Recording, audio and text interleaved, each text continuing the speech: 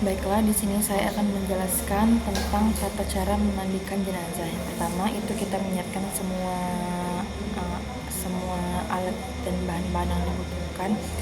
Nah, yang pertama kita akan menyiapkan 4 ember dan 3 gayung. Yang ember pertama itu ada air mutlak, lalu ada air sabun, lalu ada air wewangian, dan yang terakhir itu ada air 9. Nah, yang pertama air mutlak itu air bersih biasa, terus air sabun itu membuatnya dengan cara memotong-motong sabunnya menjadi bagian yang kecil-kecil atau diparut juga boleh, terus nanti diaduk menggunakan tongkat kayu yang sudah dibersihkan. Lalu yang kedua itu ada air wangian, itu boleh menggunakan kapur barus. Kalau menggunakan kapur barus, cara membuatnya dengan cara mengambil 3 buah atau 5 buah kapur barus, terus ditumbuk menggunakan plastik yang didabelkan agar tidak bocor nanti saat ditumbuk sampai halus. Atau juga bisa menggunakan jeruk purut, bisa juga menggunakan daun bidara dan bunga-bunga lainnya. Terus ada yang terakhir itu ada air 9. Nah, air 9 ini tidak boleh tersentuh dengan air lainnya. Air yang benar-benar bersih yang selama proses pemandian itu diletakkan lebih jauh dari tempat pemandian agar tidak terkena air yang lainnya. Lalu kita menyiapkan tempat pemandiannya dengan menggunakan 5 atau 6 buah kain untuk di sebelah kanan, kiri, depan, belakang, atasnya 2, atau jika sudah ada tempat pemandiannya seperti tenda, itu kita hanya perlu menutupi bagian sampingnya, bagian atasnya tidak usah. Lalu kita menyiapkan tempat untuk memandikan jenazahnya, yaitu bisa menggunakan 3 orang yang dekat dengan 3 orang yang memiliki ikatan emosional dengan jenazah di bagian ininya, bagian bahunya, terus bagian paha dan kakinya. Lalu juga bisa menggunakan gedebok pisang, yang digunakan 5 buah gedebok pisang, taruh di bagian kepala, bagian pundaknya, terus bagian pinggangnya, paha, dan lutut dan kakinya. Lalu juga bisa menggunakan kalau sudah ada meja yang disiapkan untuk pemandian, juga bisa menggunakan itu. Setelah semua bahan-bahan siap, kita bisa langsung memulai memandikan jenazah. Posisi jenazah sudah menggunakan 1 lapis kain jarik. Pertama-tama kita melakukan istinja terlebih dahulu dengan cara dengan membaca niat nawaitul istinja li hazihil maitati fadlillahi ta'ala. Lalu kita mengurut bagian perut yang di sebelah kirinya ke bawah perlahan sampai kotorannya keluar. Diulang-ulang lagi. Setelah itu kita cek bagian bawahnya apakah masih ada, kita siram air mutlak dulu. Kalau ada kotorannya, cek lagi menggunakan sarung tangan yang sudah kita sediakan, sudah kita pasang tadi yang awal. Sarung tangan tadi membuatnya dengan cara menggunakan kain kafan, atau juga bisa menggunakan sarung tangan yang tersedia di apotek. Tapi lebih bagus lagi kalau kita membuat sarung tangan dengan kain kafan, karena nanti kalau kita cek bagian bawahnya menggunakan sarung tangan dengan kain kafan, itu akan nampak noda-noda kuning yang ada di kain kafan tadi. Nah, setelah itu kita cek bagian bawahnya menggunakan kain kafan tadi.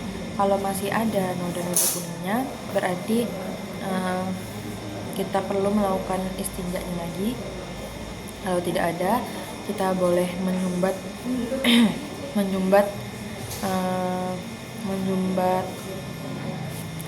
menyumbat bagian bawahnya menggunakan kapas yang sudah dibasahi, disumbat di bagian bawahnya. Setelah itu kita mengganti sarung tangan kita melanjutkan istinja bagian kupingnya, dibersihkan menggunakan cotton bud. Lalu bagian hidungnya juga bisa menggunakan cotton bud. Bagian lipatan-lipatan lainnya, kalau ada jenggotnya, kita bisa mengurut-urut bagian jenggotnya agar terkena air, membersihkan bagian ininya. Lalu bagian ketiaknya, bagian lututnya, dan lipatan-lipatan lainnya dibersihkan. Dan juga giginya dibersihkan menggunakan sarung tangan yang sudah kita ganti tadi. Setelah itu, setelah istinja, kita membaca niat sesudah istinja dengan lafaz Allahumma thahhir qalbaha minan nifaqi wa hassin farjaha minal fawahish.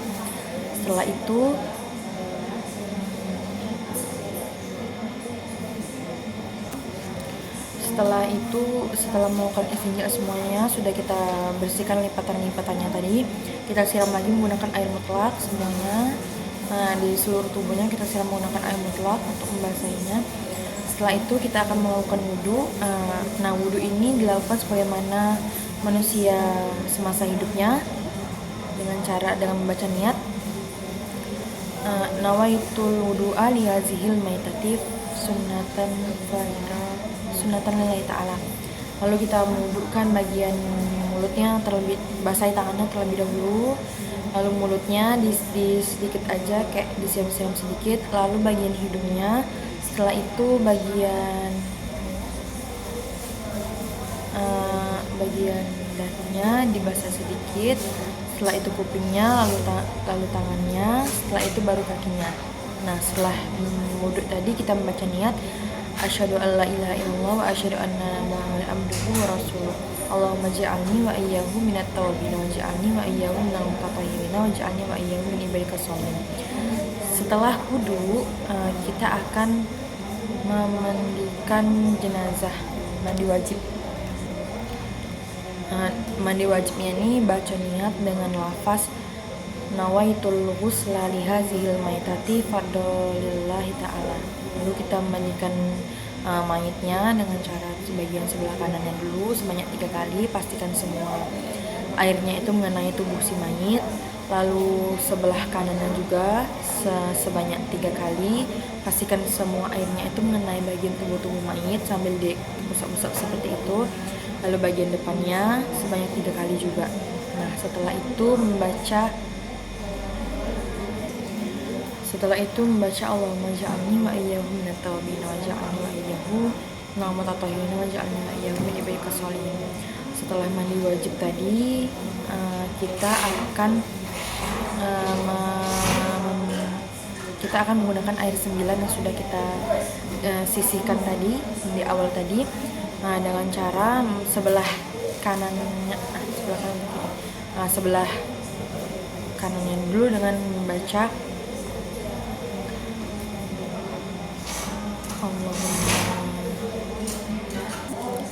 Lalu yang terakhir kita akan menggunakan air 9 tadi yang sudah kita siapkan dengan sebelah kirinya dulu dengan membaca Ghufronaka ya Allah ya Rabbana wa ilaikal masir. Sebelah kanan siram dengan menggunakan air 9 tadi. Lalu sebelah kirinya membaca Ghufronaka ya Rahman ya Rabbana wa ilaikal masir. Sudah, siram lagi sebelah kirinya, begitupun sebelah kanannya dimiringkan. Sebelah kirinya begitupun di belakangnya dimiringkan. Setelah itu yang di depannya mengucapkan Ghufronaka ya Rahim ya Rabbana wa ilaikal masir. La ilaha illallah wa la syarika lahu mulku wa lahul hamdu wa ala kulli syai'in qadir. Setelah ini air 9, kita akan mengganti kainnya. Pertama-tama kita lap dulu menggunakan handuk bagian tubuh mayitnya, pastikan sudah kering. Setelah itu kita ganti kainnya menggunakan kain yang baru secara bertahap agar tidak kelihatan auratnya si mayit. Setelah itu kita akan langsung memasangkan cawatnya. Kalau tidak mau di tempat kamar mandi, boleh juga kalau misalkan di tempat mengkafan nanti, tapi lebih efektif itu dipasang di kamar mandi agar nanti ketika mengangkatnya tidak nampak aurat dari si mayit tadi. sudah memasang cawat tadi. Setelah itu kita menuliskan di bagian dahinya menggunakan telunjuk dengan lafaz Bismillahirrahmanirrahim, la ilaha illallah. Setelah itu mayit boleh diangkat ke tempat pengkafannya.